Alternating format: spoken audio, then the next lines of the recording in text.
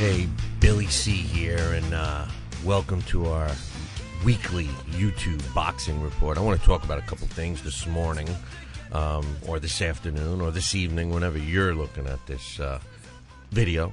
But in any event, first thing I want to talk about is the big win last night for Andre Ward against Edision Miranda. What a performance. Andre Ward, I picked him to win the fight, but I didn't think that he was going to win it so convincingly the way he did last night. Good job. He kept up the pressure on Edision Miranda for all 12 rounds, which was important to me because, my big question for him going in was, did he have the chin? Did he have the beard?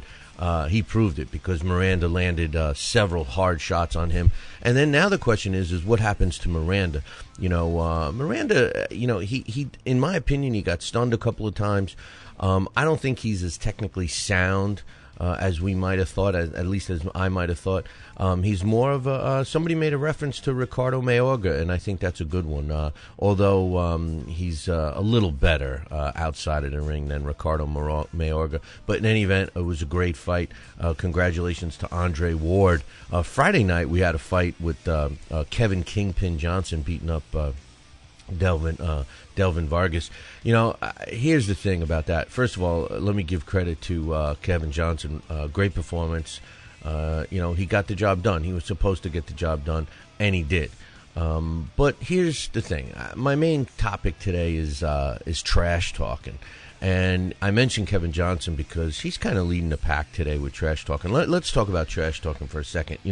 Everybody, first of all, trash talking's been around forever. I mean, guys back in the day that used to talk trash, you don't even realize it. But I mean, we know Kevin Johnson. We know Mr. the Johnson himself, the former world heavyweight champion.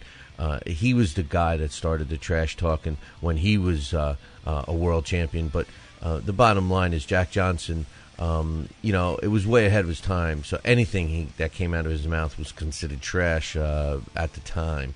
So he did it. And there was some there was some smaller fighters that also talked trash back in the day. But nothing really until Muhammad Ali hit the scene. Muhammad Ali started talking trash. Now, let me just tell a lot of you young viewers out there, because we all look at Muhammad Ali as an icon today, and which he is. He's not only was a great boxer, but he was also an ambassador for not only the sport, but just for humanity in general. So that's one thing that separates Muhammad Ali from everyone else. But during his time, and I'm old enough to be able to watch him fight, he was a trash talker, and people hated him for that. People hated him for it. People loved him for certain reasons. They loved him for, his race. He was crusading for his race, his religion. During that time when he held out of the Vietnam War, he stood up for himself. People loved him for that. But most people hated him for his trash talking.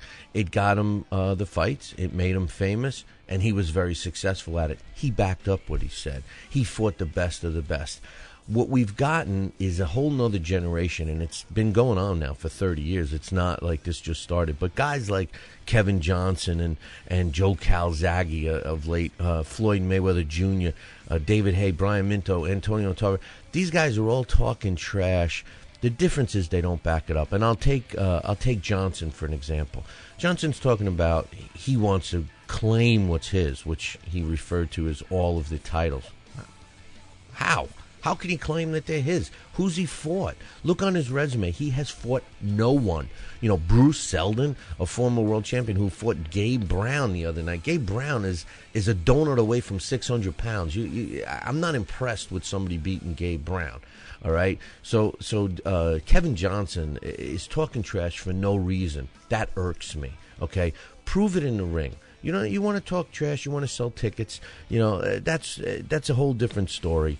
When fighters want to talk trash, we talk about Mike Tyson. Mike Tyson used to say off-the-wall stuff. I'm going to eat your children. He sounded like he was making woman noises, all this. But I wouldn't call him, he was able to back it up in the ring. Not that Kevin Johnson hasn't, but like his fight Friday night, yeah, he looked good, but it was like King Kong fighting Deputy Dog. I mean, come on.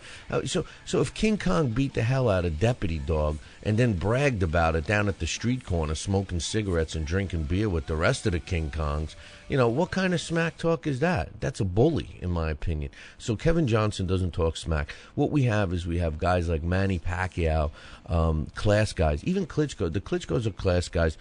Sugar Shane Mosley, class guys. Eddie Chambers. Talk about him. He's a guy that quietly gets the job done. He doesn't have to talk trash. Of course, Oscar De La Hoya. Guys like Lennox Lewis, Joe Calzaghe, even Larry Holmes. They started crying. They want recognition. In boxing, you have to earn your recognition inside the ring. Then it will come. We love our great fighters in this sport, but we don't need you to be crying and this and that and begging for this and that. The bottom line is, why do these fighters do it? Because they don't have promoters anymore. Promoters don't promote.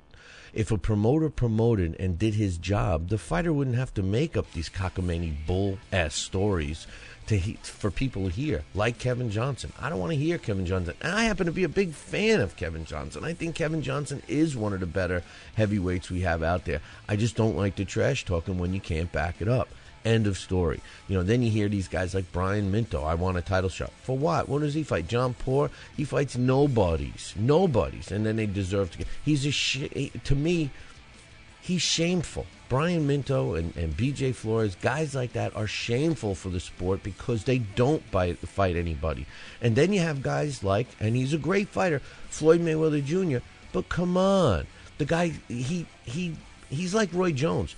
Floyd Mayweather Jr., picks out calculated risk fights. He's fighting Juan Manuel Marquez in July. Smaller guy, older guy, been in wars. Of course, he's a safe opponent. And then Mayweather's going to brag how we beat him up. Come on. If you want to be the best, you got to fight the best. There's no other way around it. End of story. All right? Listen, I could go on, and you should tune into our radio show Monday through Friday, talkinboxing.com. Or you can play it through the podcast, or you can listen to it on a radio station near you. And if your local radio station doesn't have it, let me know. Email me. Let me know what you think. Billy@talkinboxing.com. I'll spell it for you. TALKINBOXING.com. I just want you to understand that we have the best of the best involved in this show. Emily Harney, world-renowned photographer, joins us on Mondays.